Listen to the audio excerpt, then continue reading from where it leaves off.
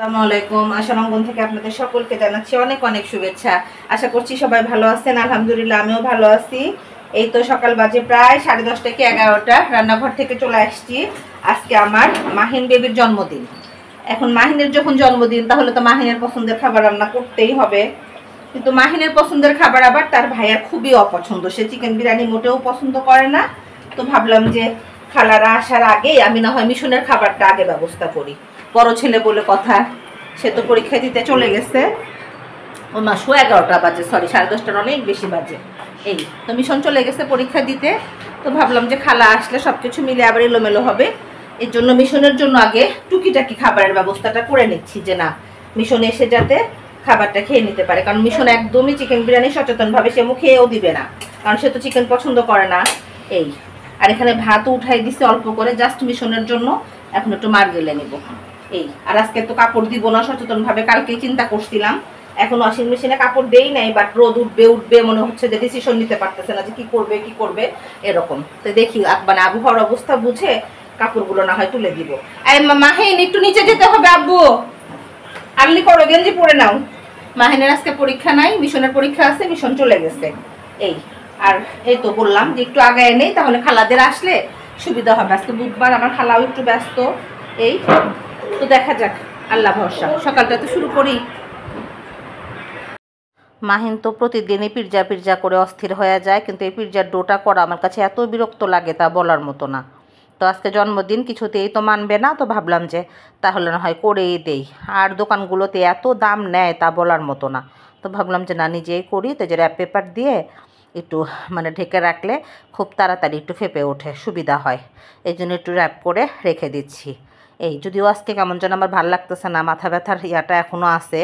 কিন্তু এই যে মাহিনের অত্যাচারে কিচ্ছু বলার নাই, করার নাই। ইচ্ছা না থাকলেও কেমন যেন মানে মানে ইয়া করে করে কি যেন বলে, মনে হচ্ছে কে মানে পিছন থেকে যেন কে ধাক্কা দিচ্ছে, এরকম করে করে সব কাজ করতেছি। এই হলো সকালবেলার কাহিনী। এই তো ডোটা মনে হয় খুব একটা ভালো হলো কি না আল্লাহ জানে। এই তো যাই হোক, এর চেয়ে ভালো করা সম্ভব না কিছুতেই। তো ডোটা করে আপাতত রেখে দেই, তারপর দেখা যাক। আর এই যে আমার খালামণি আসছে, রুমা খালার হাতে চিকেন বিরিয়ানি। আর অধরারটাও খালারটাও দুইটাই মাহিন খুব পছন্দ করে। এই তো বললাম যে ঠিক আছে, তাহলে না হয় চিকেন বিরিয়ানিটা ওর জন্য খালা করে দে। খালার মতো করে করে। আমার খালাদের রান্নাবান্না কোনোটারই খারাপ না, কারণ খারাপ হলে তো আমরা আসলে এতদিন মানে কন্টিনিউ করতে পারতাম না। দুজনেরই ভালো। আর এই যে খালা যেন কী করতেছে, একদম মেরে। আর এখানে যে চিকেনটা উঠায় দিছে, আর ওই পাশে হলো পোলার চালটা জাস্ট ভেজে নিচ্ছে। আর এটা হলো আমার খালাদের ঐতিহ্যবাহী পাতিল। এই পাতিল ছাড়া তারা কিছুতেই রান্না করে নাকি মজা পায় না। যত কথাই বলি, যত ননস্টিকই কিনি না কেন, এরা আর সেগুলো ইউজ টু না কিছুতেই। এটা সেই পেটের মধ্যে ছিল, সেখান থেকে আবার খুঁজে টুজে ঠিকই আমার খালারা বের করে নিয়ে আসলো। এই হলো আমার খালাদের কাহিনী। তো আজকে আর বললাম যে খালা রুটি আর ভাজি করার দরকার নাই, যেহেতু মাহিন চিকেন বিরিয়ানিটা পছন্দ করে, সেটাই না হয় রান্না করে দাও। তো যাই হোক, এই যে সব কিছু করার পর এটা ফাইনাল লুক। কারণ রান্নাঘরে এতক্ষণ দাঁড়ানোর সময় নেই, মোবাইলটা বারবার গরম হয়ে যেতে নিছিল। এই হলো অবস্থা। আর আমি ভাবলাম যে এই যে পিৎজাটা আগে একটু প্রিহিট করে নিই। তো এই প্রিহিট করে এই যে নিয়ে আসলাম। ডোটা খুব একটা যে মানে ইয়া হওয়া মানে ফাঁপা তা ফাঁপে নাই আজকে, কারণ সময় কম ছিল। আর পিৎজা সসটা মিশন মাহিন কেন যেন পছন্দ করে না। পিৎজা সসটা দিতে নিলে বলে যে আম্মু টমেটো সস যেটা আছে ওটাই দাও, পিৎজা সসটা বেশি দিও না। ওরা কেমন যেন মানে কিছু কিছু জিনিসের টেস্ট ওরা একদমই মানে একবার যদি কোনো কারণে একটু ইয়া হয়, সেটার পরে কিছুতেই ট্রাই করতে দেয় না। তো যাই হোক, এই যে সসেসগুলো কেটে দিচ্ছি। ওরা যে যে ইয়াগুলো দিয়ে পছন্দ করে সেটা, যেমন ওরা ক্যাপসিকাম একদম পছন্দ করে না, সবুজটাও না ইয়েলোটাও না, একদম উঠায় মানে তুলে ফেলে দেয়। কাজে কি দরকার আছে দেওয়ার এরকম। তাই যে আমার পাশে কিন্তু মিশনও মানে দাঁড়ায় আছে। তারা শুধু বেশি করে চিজ দাও, চিকেনটা মোটামুটি দাও, আর বেশি মানে বেশি করে সসেস দাও। সসেসটা খুব পছন্দ করে, তো সেটাই দিলাম। লাগতো মনে হয় একটা না দুইটা, দিলাম হলো 3টা। এই হলো সমাচার। তো কি ছেলেদের জন্য করা, ছেলেরা যেটা পছন্দ করবে সেটাই করতে হবে। চিলি ফ্লেক্স দিয়ে দিলাম। মিশন বললো যে আম্মু ঝালটা একটু যেন ঝাল ঝাল লাগে। এই তো বললাম যে আচ্ছা ঠিক আছে। আর মানে সসেস দিতে তাদের কোনো মানা নাই, যত রকমের সসেস আছে 3 রকমের আছে, 3টাই তারা দিতে বলে। তারপর আমি একটা দিয়ে এই যে পিৎজাতে ইয়াতে দিয়ে দিলাম ওভেনে। আমার ওভেনে সাধারণত পিৎজাতে ইয়া দিলেই ওরা টাইমিংটা একদম নিয়ে নিয়ে মানে ওকে হয়ে বের হয় 15 মিনিটের মধ্যে। তো যাই হোক, এই তো এখন বাজে 2:45। নামাজ পড়তে পড়তে 2:45 বেজে গেল। না 2:30 বাজছে, মানে 10-15 মিনিট তো সময় লাগছে। তো যাই হোক, মানে গোসলের আগ দিয়ে এমন মাথা ব্যথা শুরু হয়েছে তা বলার মতো না। এই মিশন স্কুল থেকে এসেই খাবার খেয়ে নিয়েছে, এখন আর খাবে না। মাহিনও নামাজ পড়ে আসার সাথে সাথে তো সে খাবার খাইছে। এখন খাবো কি খাবো না চিন্তা করতেছে, মাথাও ব্যথা করতেছে, ভালো লাগতেছে না। এই ইদানিং না হঠাৎ করে করে দেখা যায় যে হাম করে মাথা ব্যথা শুরু হয়ে যায়, এরকম এত মাথা ব্যথা করতেছে, খুব খারাপ লাগতেছে। তো ভাবলাম যে একটু বিরিয়ানি না হয় খেয়ে নেই, না খেলে আবার দেখা যাবে যে বিকালবেলা মিশনের মাহিনের ফ্রেন্ডরা আসলে তখন আবার ব্যস্ত হয়ে পড়বো, করতে পারবো না। আর এই যে গরমের জন্য আমার যে এত কষ্ট হয় তা বলার মতো না। হাই কোলেস্টেরলের কারণে মানে একদম স্বস্তি পাই না গরমে। এই মাথা ব্যথাটা যে করে তাও গরমের কারণে, এরকম গরম মনে হয় যে আমার এত কষ্ট যে গরমে হয়েছে এবার, এরকম কষ্ট মনে হয় আমার জীবনে হয়নি এই ফার্স্ট লাইফে। এই যে একটু নিয়ে নিলাম। রুমা খালার বিরিয়ানিটা আবার ভালোই হয়, চিকেন বিরিয়ানিটাও ভালো হয়, বিফ বিরিয়ানিটাও ভালো হয়। কিন্তু যে মাহিন আবার চিকেন বিরিয়ানিটা পছন্দ করে, এই কারণে মাহিন ডাইনিংয়ে লাইটটা বন্ধ করে দিও আব্বু, এসির ভিতরে যাই, ডাইনিংয়ে খাওয়া সম্ভব না। এই কবে যে একটা ডাইনিংয়ে এসি লাগাইতে পারবো আল্লাহ জানে। খুব গরমে এত কষ্ট হয়, মানে যাদের আসলে হাই কোলেস্টেরল ছাড়া, মানে শুধু কোলেস্টেরল বাড়তি না, হাই হাই থেকে হাই, তারা মানে তারাই একমাত্র বুঝতে পারবে এই কষ্টটা।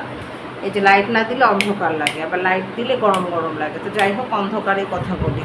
তো যেটা বলতেছিলাম, গরম গরম করলে অনেকে আবার ভাববে যে গরম তো সবারই লাগে, কিন্তু যে হাই কোলেস্টেরলের কারণে প্রচণ্ড পরিমাণে অস্থির আর একদম মানে কেমন যেন একটা বিজিসৃষ্টি অবস্থা লাগে। আর এই যে মাথা ব্যথা করতেছে, ভাল লাগতেছে না, কেমন যেন খারাপ লাগতেছে। তো যাই হোক, আস্তে আস্তে খেয়ে নেই, খেয়ে তারপর একটু শুবো। 3:30 তো প্রায় বেজেই গেছে, তো দেখা যাক। তো যাই হোক, আমি যে মাহিনের পিছিয়ে বাচ্চা ফ্রেন্ডরা চলে আসছে, ওরা মনে হয় আসছে 4টার দিকে। আমি একটু চোখ কেবল বন্ধ করছি, তো ভাবলাম যে না, পিছিয়ে পিছিয়ে এরা যেহেতু এত কষ্ট করে চলে আসছে, এক্সাম সবারই, তো ওদেরকে বললাম যে তোমরা একটু বিরিয়ানি খাও। এই তাও সবাই বলতেছে না না আন্টি, আমরা এই ভাত খেয়ে আসছি, আর এখন তো বিকালবেলা। তো বললাম যে না, একটু করে খাও, আন্টি রান্না করছে, দেখো কেমন হয়েছে। এই তো ওরা সবাই গল্প করতেছে, আর মাহিন তো বেজায় খুশি। এই সে বন্ধুদের পেয়ে গল্প সে গল্প বলতেছে রান্না কেমন হয়েছে, এরকম। মাহিন তো বরাবরই মিশুক মানুষ। মিশন আবার ফ্রেন্ডরা আসলেও ও খুব একটা দেখা যায় যে মানে আমার সামনে যা আনা বা বেশি কথা বলা সেটা করে না, রিজার্ভ থাকে। কিন্তু মাহিন আবার এগুলোর ক্ষেত্রে একদমই মানে কি বলবো, ফ্রি। তো বিকাল বাজে প্রায় 5:30 তো বটেই, 5:30টার মতো। তো ওই যে মাহিনের ফ্রেন্ডরা আসছে মাহিনকে উইশ করার জন্য। তো ভাবলাম যে ওদের তো আবার পরীক্ষা, কেক কেটে ছেড়ে দেই, না হলে তো দেরি হয়ে যাবে, আবার পড়তে বসবে। কে আসছে আব্বু? কে আব্বু? কে আসছে? ও আচ্ছা, আসবে না ওরা ভিতরে? আচ্ছা ঠিক আছে, ওই বড় ছেলের ফ্রেন্ড আসছে। তো যাই হোক, যেটা বলতেছিলাম, যেহেতু এক্সাম আছে, ওরা তো খুব একটা দেরি করতে পারবে না। তো ভাবলাম যে কেক কেটে মানে ছেড়ে দেই, আগামীকালই আবার পরীক্ষা আছে দুজনেরই, মিশনেরও এবং মাহিনেরও। তো যে আমি একটু হালকা কালার একটা ড্রেস পরে নিছি। মিশন একটু হাই বলো, হাই বলো, হাই। যাও, আমি আসতেছি, যাও। তো যাই হোক, একটু রেডি হয়ে নিচ্ছি। ছোট ছেলের বার্থডে বলে কথা, যদিও ভাল লাগতেছিল না, মানে মাথাটা খুব ব্যথা করতেছিল। মানে ওদের যে খাবার দিয়ে দিছে, মিশনে দিয়ে দিছে, মিশন দিয়ে আমাকে বলতেছে আম্মার মধ্যে খাবার দিয়ে দিছি, তুমি ওষুধ, যদিও বিকালে আসছে, কারণ এক্সামের আগে তো আমি হলে তো ছাড়তামই না মনে হয়, এরকম। আমার এক্সামের আগে কোথাও ছাড়তে ভাল লাগে না, এরকম। তা দেখি যে না, মাহিন বলছে আমাকে, বাট আমি বিলিভই করতে পারি না যে আসে কি না আসে। এই যাই হোক, 4 পিচ্ছে চলে আসছে। মিশনে ওদেরকে খাবার দাবার সব টেবিলে সার্ভ করে দিছিল। আর এখন ভাবলাম যে কেকটা কেটে আর্লি না হয় শেষ করে ফেলি। এই ওর বাবা নাই, যদিও মনটা খারাপ, তারপরেও ছেলেদের বার্থডে মানে এই দিনটা তো আসলে কি বলবো, মনেই থাকে সবার। আর ওরাও দেখা যায় যা যদি কোনো কারণে ভুলে যায়, খুব মন খারাপ করে, কষ্ট পায়। এই মিশন, আব্বু, মাহিন আসো, ওদের নিয়ে চলে আসো। তো যাই হোক, কেকটা না হয় কেটে ফেলি। কেকটা মিশনে নিয়ে আসছে, মিশন নিয়ে এসে আবার দিয়ে গেল এই যে কেকটা। তো এই যে বেশ সুন্দর জন্মদিনের কেকটা মিশনে নিয়ে আসছে, অর্ধেক চকলেট অর্ধেক ভ্যানিলা। আমি আবার আর পিজ্জাটা তো আমি মেক করছি, নামটা উঠে গেছে। তোমরা এই পাশে দাঁড়াও, আবার একটা চকলেট দাঁড়াও করা ছিল। তো যাই হোক, ইউ মাহিন, হাততালি দাও, হাততালি দাও, হাততালি দাও। মাহিন এসে একবারে কুটি কুটি অবস্থা, আল্লাহ।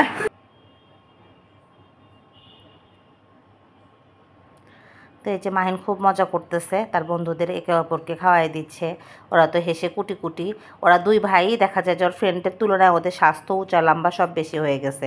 কি করা যাবে, বাবা মা যেরকম ছেলে মেয়ে তো সেরকমই হবে, কিছু করার নাই। এই তো যাই হোক, মাহিনকে মিশন নাই, মিশন মানে ফ্রেন্ডের সাথে নিচে গেছে, বললো যে আম্মু আমি বাসায় এসে না হয় কেক খাওয়াবো। এই তো এই যে মাহিনদের অবস্থা, তো ভাবলাম যে আমি একটু খাওয়াই দেই। এই তো মাহিন তো বারবার বলতেছে যে আম্মু, আব্বু নাই, আব্বুর কথা খুব মনে পড়তেছে। এই ওইখানে আর একটা বাচ্চার বাবাও থাকে বাইরে, সে বাচ্চাটা আবার বলতেছে আমার বাবাও তো বাইরে আছে, ওর বাবাও সৌদিতে আছে। তো যাই হোক, বাচ্চাদের অনেক কষ্ট মনের মধ্যে চাপা রেখেও মাকে মানে উতরায় যেতে হয়, কিছু করার থাকে না। এই তাই যে আমি ওদেরকে ডাকতেছি, ওরা বারবার লজ্জা পাচ্ছে, এটা নিয়ে এবার আমি হাসতেছি। এই বাচ্চাগুলো খুব জলি, মানে যতক্ষণ ছিল মনে হয় যে একদম নিজের বাসার মতো, কি সুন্দর করে যে মানে সময় কাটাতে ছিল, একটু ডিস্টার্ব করতে ছিল না। অনেক বাচ্চারা আছে যে বেশি বিরক্ত করে, সেটা ছিল না। তো যাই হোক, সব কিছু ইউটিলাইজ করে। এসা একটু ব্যস্ত আছে, এসার দেবর আসছে লন্ডন থেকে, মানে তার কেনাকাটা নিয়ে, সে মাত্র 15 দিনের জন্য আসছে। এসাকে ভিডিওতে দেখা যাচ্ছে না, অনেকে বলবে যে আমি একা। এই তো একটু ওই দেবরের কেনাকাটা এগুলো নিয়ে একটু ব্যস্ত আছে, আমাকে গতকাল বলে গেছে। এই তো কেক কাটা শেষ করেই একদম দৌড়ায় আবার চলে আসছি এসির মধ্যে, কেমন যেন গরম লাগতেছিল। এই আর ছেলেরা বড় হয়ে যাবে, এই দিনগুলোর কথাই মনে হয় মনে থাকবে। বড় হলে ছেলেরা কোথায় চলে যায়, এই বা চাকরি করুক আর বিজনেস করুক, যাই করুক, সবাই ব্যস্ত হয়ে যাবে। এভাবে হয়তো এখন যেরকম চায় বার্থডের ব্যাপারে একটা কৌতূহল থাকে, কিউরিয়াসিটি থাকে, ফ্রেন্ডরা আসবে। আমিও ছোটোবেলায় এরকম ছিলাম, আমার বার্থডে মানে আসবে এটা মনে হলে 1 মাস আগে থেকে আমার প্রস্তুতি থাকতো এরকম। তো আমার কিছুটা পাইছে আমার মাহিন, মিশন অতটা না। তো যাই হোক, এখন তো যে কেক কাটার পরে দুনিয়ার মানে টেবিল নোংরা, এটা নোংরা সেটা নোংরা, এখন সব পরিষ্কার করতে হবে। এটা ভেবে আবার কেমন লাগতেছে আল্লাহ, তা বলার মতো না। এই যে সব এলোমেলো হয়ে আছে, এগুলো এখন সব গোছগাছ করতে হবে আল্লাহ, তাছাড়া তো আবার ইয়া হয়ে যাবে। তো ভাবতেছি যে ড্রেসটা চেঞ্জ করে এখন আস্তে আস্তে না হয় আবার গুছিয়ে ফেলি। আর এই যে বাইরে কেমন যেন মানে সন্ধ্যা হয়ই নাই, মনে হচ্ছে যে একদম সন্ধ্যা হয়ে গেছে এরকম অবস্থা। তো আস্তে আস্তে টেবিলটা না হয় গোছায় নেই, তারপর আবার চাও বানাবো, ম্যামও আসবে, মানে এর পরেরও আবার পরের প্রস্তুতি আছে, দেখা যাক। তো এই যে মাহিনের বিছানার চাদরটা চেঞ্জ করতে হবে, তো ভাবলাম যে চাদরটা চেঞ্জ করে ফেলি। সকালে চেঞ্জ করার কথা ছিল, তারপর ভাবলাম যে না, বিকালে না হয় করে দিব। তো এখন আর না করলেই না, কেমন যেন আঠা আঠা হয়ে গেছে। ও পিচ্চিরা সব বসছিল তো এই রুমে, ভাবলাম যে না হয় চেঞ্জ করে দিই। এই তো এই যে মাহিনের বিছানার চাদরটা একদম মানে ঝলকে লম্পঝম্প করে এই যে চেঞ্জ করে ফেললাম। যদিও আর একটু ডিপ কালার পারা দরকার ছিল, তা ভাবলাম যে না, হাতের কাছে এটাই ছিল, এটাই না হয় পেরে দিই। আর ঘরও আঠা আঠা লাগতেছে, মনে হচ্ছে যে বাসাটা মুছে দিতে হবে। আবার খালা ঘর মুছে দিয়েই গেছে, কিন্তু মনে হচ্ছে যে কেক কোথাও মনে হয় পড়ছে, ওটা থেকে মনে হয় কেন যেন একটু ইয়া লাগতেছে। আর যে আমার গাছগুলোতে না বৃষ্টির কারণে পানি দিই না, বাট 2-1টা গাছে একটু পানি দিতে হবে। আর এই গাছটা এত সুন্দর হয়েছে মাশাল্লাহ, মানে টপটা ছোট হয়ে গেছে, একদম ঝাঁকড়া হয়ে গেছে। আমি তো ভাবছিলাম যে মনে হয় হবেই না। তো যাই হোক, আরও কয়েকটা গাছ কিনতে হবে, কিন্তু ইদানিং কেন যেন না গাছ চোখের সামনে আমার পড়েই না। আর এই যে 2টা বড় টপে পানি দিতে হবে, একদম পানি নাই, খেয়ালই নাই। বৃষ্টি বৃষ্টি দেখে আমি ভাবতেছি যে পানি হয়তো লাগতেছে, কিন্তু এই 2টা টপে মনে হয় পড়ে না। আর এই যে কোনো কাপড়ই শুকায় নাই, আল্লাহ জানে আজকেও আবার সেই ঘরের মধ্যে কাপড় গড়াগড়ি করবে। তো চটপট করে একটু পানিও দিয়ে দিলাম, এখন পানি না দিলে আবার মানে ভুলে যাব, আর দেওয়া হবে না। এই 2টা গাছই মাশাআল্লাহ অনেক সুন্দর হয়েছে। আরও কয়েকটা গাছ কিনবো ইনশাল্লাহ, চোখের সামনে যেন পড়ে, দেখা যাক। আমি আবার এখান থেকে নার্সারি চিনি না, মিশন বলে যে আম্মু একটা নার্সারি আছে, কিন্তু আসলে কখনো যাওয়াও হয় না। এই তার 2-3টা গাছ কিনলে ভাল লাগবে। গাছ কিন্তু শুধু এ বারান্দায় আছে, অন্য কোনো বারান্দায় আর নাই। তো মাগরিবের পর একটু চা বানাতে আসলাম, চাটা বানিয়ে ঝটপট করে চলে যাব নিচে, বেশ কিছু কাজ আছে। টেইলার্সে আর একটা সালোয়ারের কাপড় দেওয়া হয় নাই, মাহিনের একটা গেঞ্জি চেঞ্জ করতে হবে, মানে টাইট হয়েছে। তো ভাবলাম যে না, চা একটু নিজে খেয়ে যাই, আর ছেলেদের জন্য, কারণ বাসায় এসে যদি চা খাই রাতে এমনি ঘুম হয় না, আরও ঘুম হবে না। তো এই ভয়ে আবার চা বানাতে গেলাম। কি বলবো, একটার পর একটা, মানে আমার ভিডিওগুলো যারা দেখে তারা বুঝবে যে আমার মানে লাইফটা একদম ঘড়ি ধরা, একটার পর একটার কাজ রুটিন মাফিক। আমি রুটিনের বাইরে একটু ব্রেক করতে পারি না, এটা আমার বাসার সবাই আমাকে রাগারাগি করে। এই চা কিন্তু কেউ চায় নাই এখন, কিন্তু আমার মনে হচ্ছে বাসায় আসার পরে চা বানাবো তখন আবার বিরক্ত থাক মানে করে যাই, সেটাই মনে হয় মানে সমাধান। মিশন এখনও ফেরে নাই, নামাজ পড়ে ফিরবে। আমি আর মিশনে মাহিনী মাত্র মানে নামাজ পড়ে রান্নাঘরে ঢুকছি, তো ভাবলাম যে না চাটা না হয় করেই দেই। আরে 2 দিন হলো আবার মানে কেমন করে যেন মানে ভূত চাপছে, একটু একটু করে চিনি খাচ্ছি, সুইটিস দিতে মানে খেয়াল থাকে না বা অলসতা করেও দিচ্ছি না, এই হলো অবস্থা। তো এই যে সন্ধ্যার পর চাটা খেয়েই একদম দৌড় দিলাম যে এখন একদম সোজা চলে যাবো আরএসে, কারণ আরএসে গেঞ্জিটা মাহিনের চেঞ্জ করতেই হবে, এত টাইট হয়েছে তা বলার মতো না। যে ওরা আজকেও সাথে গেল না, মাহিনকে বললাম বারবার যাব্বু চলো যাই, কিন্তু মাহিন কিছুতেই রাজি হলো না, বললাম আম্মু তুমি যাও, এখন যে একদম বড়দের সাইজে নিয়ে আসবো, কারণ ছোটোদের সাইজ আনলে ও টাইট হচ্ছে, এই হলো একটা জ্বালা। তো এটা আমি লিফটের মধ্যে সেখান থেকে আসবো হলো খান টেলার্স থেকে চলে আসবো একটু মানে কিছু তরি তরকারি কিনবো, যদি পছন্দ হয় এরকম কোনো কিছু, বিশেষ করে মিষ্টি কুমড়া যদি পাই একটু নিয়ে আসবো, আর তেমন কিছু না। আর ইদানিং ঈদের বৃষ্টি তো মানে তরি তরকারি আলারাও খুব একটা যে বসা তা বসে না, আমি তো আবার সকালবেলা বের হই না এই কারণে। তো এই যে বের হয়ে যাচ্ছি, গ্যারেজে তো দারোয়ান ভাইকে দেখতেছি না, জসিম সাহেব আছে মনে হয় কোথাও আশেপাশে। এই তো যে সেখান থেকে চলে আসলাম হলো আরএসে তো বরাবরই বলছি যে আমার বাসার কাছেই, জাস্ট এখন যাব থার্ড ফ্লোরে যেয়ে গেঞ্জিটা চেঞ্জ করব। এই হলো বিকালবেলা মানে সন্ধ্যাকালীন কাহিনী। এই আমার লাইফটা এরকমই একদম মানে রুটিন মাফিক, বছরের পর বছর 365 দিন প্রায় একই রকমই চলে, হঠাৎ একটু এদিক সেদিক হতে পারে, হঠাৎ, তাছাড়া কিছু না। ওর বাবা থাকলে দেখা যায় যে এদিক সেদিক একটু বের হয়ে যেতাম, কিন্তু ছেলেরা তো মানে খুব একটা বাইরে যেতে চায় না, আর তারপরে গরম এই ইত্যাদির কারণে এখন একদমই আরও সিলেক্টেড হয়ে গেছে, মানে কিছু করার নাই। তারপরেও আলহামদুলিল্লাহ ভালো আছি, এই জীবনটাই আমার কাছে ভাল লাগে, বেশি বৈচিত্র্যময় জীবন আমার কাছে ভাল লাগে না। আর আমি তো বলছি যে টই টই করতে আমার একদম ভাল লাগে না, অসহ্য লাগে এরকম। তো এই যে থার্ড ফ্লোরে চলে আসলাম, এখন দেখি মানে কিছু পাই কি না ওইখানে, ভাবতেছি যে আল্লাহ সাইজ আছে কি না আল্লাহ জানে। আর আরএসে কিন্তু মোটামুটি ভিড় আছে, একদম খুব বেশি না হলেও একদম যে নাই তা না। এই আর আমার এই যে ঢোকার সময় যে সব দোকানদাররা বলে আপা কী লাগবে, এটা একদম বিরক্ত লাগে, এটা বলবো না, আমার যেন কেমন একটা আনইজি লাগে, মানে ঢোকা হয় না।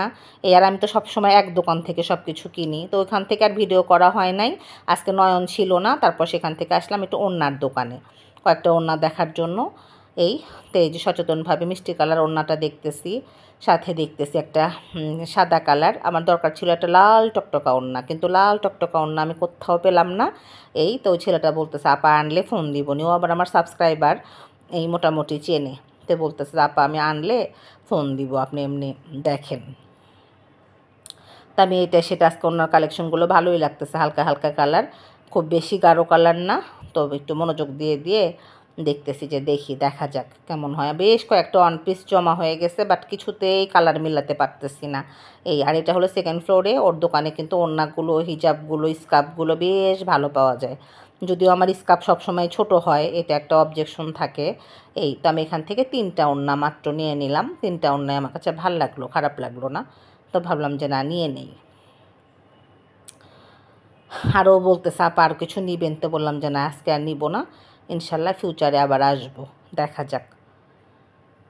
এই হলো মানে ওনার দোকানের কাহিনী, এই মানে করতে যাই একটা হয়ে যায় আর একটা, এই হলো অবস্থা। আর যেটা বলতেছিলাম যে আমি যে আসলে খুব অনেক ঘুরে ওনার দোকান কিন্তু আরও বেশ কয়েকটা আশেপাশে আছে, কিন্তু ওই যে ঘোরার অভ্যাস নাই যে, এর জন্য দেখা যায় যে ঘোরাঘুরি আর হয় না, ওই যে একটা দুটা দেখি একটা দুটা নিয়েই একদম দৌড়।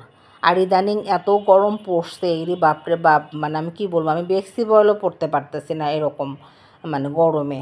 বিশেষ করে শুধু জাস্ট বাটিক যেগুলো নরম হয়ে আছে এগুলো একটু পড়তে পারি, যেটা বলছিলাম যে আসলে এটা যারা হাই কোলেস্টেরলের রুগী বা পেশেন্ট তারা ছাড়া এই কষ্টটা কেউ বুঝবে না এরকম।